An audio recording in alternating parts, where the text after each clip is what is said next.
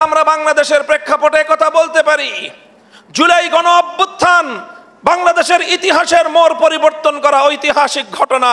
জুলাই অভ্যুত্থানের মধ্য দিয়ে বাংলাদেশের ফ্যাসিবাদের পতন ঘটেছে। জুলাই অভ্যুত্থানের মধ্য দিয়ে বাংলাদেশের মানুষ নতুন করে দ্বিতীয়বার স্বাধীনতা অর্জন করেছে। বাংলাদেশের মানুষের কাছ থেকে ছিনিয়ে নেওয়া 53 বছরের স্বাধীনতার গৌরব বাংলার মানুষ জুলাই বিপ্লবের মধ্য দিয়ে ফিরিয়ে এনেছে। কিন্তু আমি বলতে চাই যে জুলাই বিপ্লব একটা বিপ্লব ছিল। জুলাই বিপ্লব ফ্যাসিবাদের পতন তৈরি করেছে। জুলাই বিপ্লব ফ্যাসিবাদকে বিতাড়িত করেছে বাংলার মাটি থেকে। তবে জুলাই বিপ্লবের ভিত তৈরি হয়েছিল 2013 সালের শাপলা চত্বরে নবী প্রেমিকদের শাহাদাতের রক্তের উপর ভিত্তি করে। যেমনি ভাবে হুদাইবিয়ার সঙ্গে মক্কা বিজয়ের যেই সম্পর্ক, শাপলা চত্বরের সাথে জুলাই বিপ্লবের সেই সম্পর্ক। কাজী রহমতুল্লিল আলামিন সাল্লাল্লাহু আলাইহি ওয়াসাল্লামের সম্মান এবং মর্যাদা এই বাংলাদেশ রাষ্ট্র প্রদান করতে রাষ্ট্রীয়ভাবে বিপ্লবীভাবেই এবং জুলাই বিপ্লবের এই সফলতার কারণেই এদেশের জাতি রাষ্ট্র আগামী দিনে আল্লাহর নবীর ইজ্জতের রক্ষার জন্য, নবীজির সম্মান রক্ষার জন্য আইন তৈরি করতে তারা বিপ্লবের এই ঐতিহাসিকভাবেই তারা বাধ্য। কারণ এই বিপ্লবের সূচনা হয়েছিল শাপলা চত্বরে ওই সকল বীর শহীদানদের রক্তের মধ্য দিয়ে, যারা আল্লাহর নবীর ইজ্জতের হেফাজতের জন্য শাপলা চত্বরে এসেছিল, যারা নবীর ইজ্জতের জন্য বুক পেতে দিয়েছিল জালিমের বুলেটের সামনে, জালিমের বুলেটের আঘাত যাদের বক্ষকে ঝাঁঝরা করে দিয়েছিল। শাপলা চত্বর থেকে নিয়ে চিটাগাং রোড পর্যন্ত আমার অজস্র ভাইয়ের ক্ষতবিক্ষত লাশ রাজপথে পড়েছিল আল্লাহর নবীর ইজ্জতের হেফাজতের জন্য। সেই দেশে নবীর ইজ্জতের হেফাজতের জন্য যদি আইন তৈরি না হয়, আমার নবীকে কটাক্ষকারীর জন্য যদি সর্বোচ্চ শাস্তির বিধান তৈরি করতে না পারে, সেটা হবে এই দেশ এবং জাতির জন্য কলঙ্ক। সেটা হবে জুলাই বিপ্লবের ক্ষেত্রেও একটি দুঃখজনক অধ্যায়।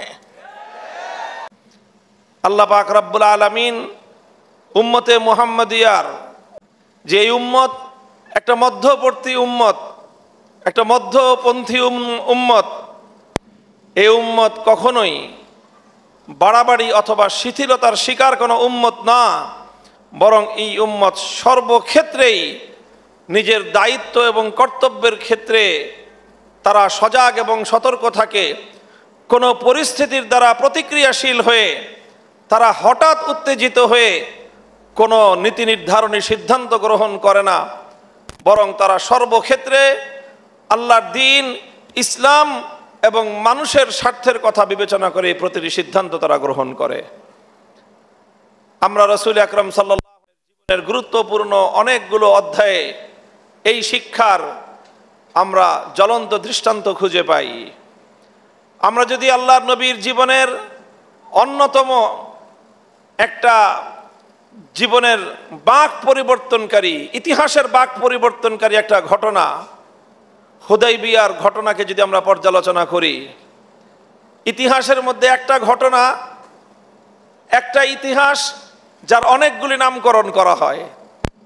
হুদাইবিয়ার ঘটনাকে প্রথমে নামকরণ করা হয় এটা উমরাতুল হুদাইবিয়া, এটা একটা উমরার সফর ছিল। এই ঘটনার দ্বিতীয় শিরোনাম ইতিহাসের পাতায় লেখা হয় এটা গজওয়াতুল হুদাইবিয়া। এটা উমরার সফর, এটা উমরা থাকে নাই, পরবর্তীতে এটা সফরে পরিণত হয়েছে। তৃতীয় নাম এটাও ইতিহাস লেখে, এটা হলো সুলহুল হুদাইবিয়া। উমরার যাত্রা দিয়ে শুরু হয়ে পরিস্থিতি পরিবর্তন হয়েছে, কিন্তু শেষ পর্যন্ত গড়ায়নি। এটা সুলহের মাধ্যমেই, সন্ধির মাধ্যমে এই ঘটনার পরিসমাপ্তি ঘটেছে। এখন এই উমরাতুল হুদাইবিয়া, এই গজওয়াতুল হুদাইবিয়া, আবার এটাই সুলহুল হুদাইবিয়া, আল্লাহ পাক রব্বুল আলামিন এই ঘটনাকে কোরআনে কারীমের মধ্যে তার পবিত্র ভাষায় আল্লাহ ব্যক্ত করেছেন, ইন্না ফাতাহনা লাকা ফাতহাম মুবিনা। এই হুদাইবিয়ার ঐতিহাসিক ঘটনাই ছিল ইসলামের ইতিহাসের সবচেয়ে বড় বিজয়। এই বিজয়টা শুধুমাত্র উমরা আর গজওয়া দিয়ে আসে নাই, এই ঐতিহাসিক বিজয় এসেছিল সুলহুল হুদাইবিয়ার মাধ্যমে। আর সুলহুল হুদাইবিয়ায় আল্লাহ রাসূল সাল্লাল্লাহু আলাইহি ওয়াসাল্লামের যে দূরদৃষ্টি সম্পন্ন, অত্যন্ত ভারসাম্যপূর্ণ যেই দৃষ্টিভঙ্গি ছিল, যেই নীতি এবং পলিসি ছিল, হুদাইবিয়ার সুলহুল হুদাইবিয়ার সেই দূরদৃষ্টি সম্পন্ন আল্লাহর নবীর সেই সিদ্ধান্তই ইসলামের ঐতিহাসিক বিজয়ের দ্বার খুলে দিয়েছিল এবং সুলহুল হুদাইবিয়াকেই আল্লাহর কোরআনে কারীমের মধ্যে ঐতিহাসিক মহান বিজয় বলে আখ্যায়িত করেছেন।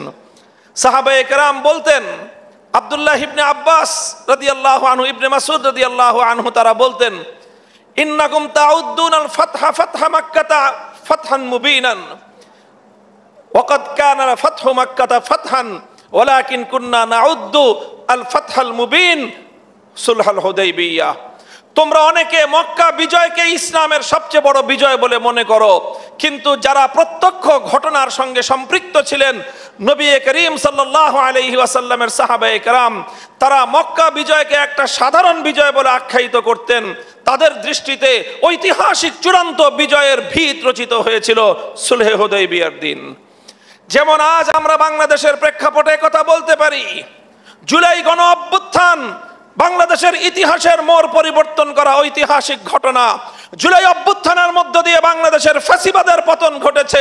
জুলাই অভ্যুত্থানের মধ্য দিয়ে বাংলাদেশের মানুষ নতুন করে দ্বিতীয়বার স্বাধীনতা অর্জন করেছে। বাংলাদেশের মানুষের কাছ থেকে ছিনিয়ে নেওয়া 53 বছরের স্বাধীনতার গৌরব বাংলার মানুষ জুলাই বিপ্লবের মধ্য দিয়ে ফিরিয়ে এনেছে। কিন্তু আমি বলতে চাই যে জুলাই বিপ্লব একটা বিপ্লব ছিল। জুলাই বিপ্লব ফ্যাসিবাদের পতন তৈরি করেছে। জুলাই বিপ্লব ফ্যাসিবাদকে বিতাড়িত করেছে বাংলার মাটি থেকে।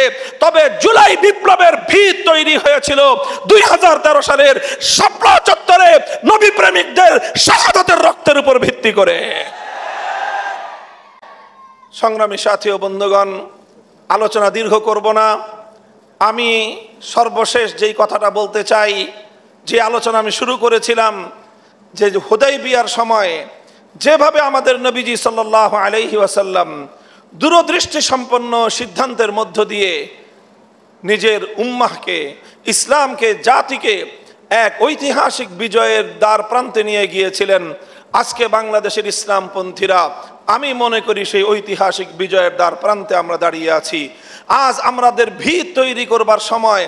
এখন যদি আমরা সঠিক সিদ্ধান্ত গ্রহণ করতে পারি, আগামী আরেকটা বিপ্লব হবে বাংলাদেশে। সেই বিপ্লব হবে ইসলামের বিপ্লব। সেই বিপ্লবের পরবর্তী বাংলাদেশের সংবিধান হবে এমন একটা সংবিধান, যেই সংবিধানে আল্লাহর কোরআন এবং নবীর সুন্নাহর বিরুদ্ধে এক অক্ষর থাকতে পারবে না। ইনশাআল্লাহ আমরা সে রাষ্ট্র প্রতিষ্ঠা করেই ছাড়বো। ইনশাআল্লাহ এটা আমাদের শপথ। আমরা এমন একটা রাষ্ট্র প্রতিষ্ঠা করতে চাই যে রাষ্ট্রে আল কোরআন, ইসলামী শরিয়ার বাইরে কোনো কথা চলবে না, চলতে পারবে না। তোমরা তৈরি হও, প্রস্তুত গ্রহণ করো। ইনশাআল্লাহ আমাদের জীবদ্দশায় আমরা বাংলাদেশকে সেই পরিণতির দিকে, সেই পরিণামের দিকে আমরা নিয়ে যেতে পারবো বলে আমি অত্যন্ত দৃঢ়ভাবে আশাবাদী। আল্লাহ আমাদেরকে তৌফিক দান করেন। রহমতুল্লিল আলামিন ফাউন্ডেশন আয়োজিত এই প্রতিযোগিতা অনুষ্ঠান এবং এই কনফারেন্স সাফল্যমণ্ডিত হোক, আমি আপনাদের সকলকে দোয়া করি। দোয়া চেয়ে বিদায় গ্রহণ করলাম। ও আখিরু দাওয়ানা আলহামদুলিল্লাহি রাব্বিল আলামিন। আসসালামু আলাইকুম ওয়া রাহমাতুল্লাহ।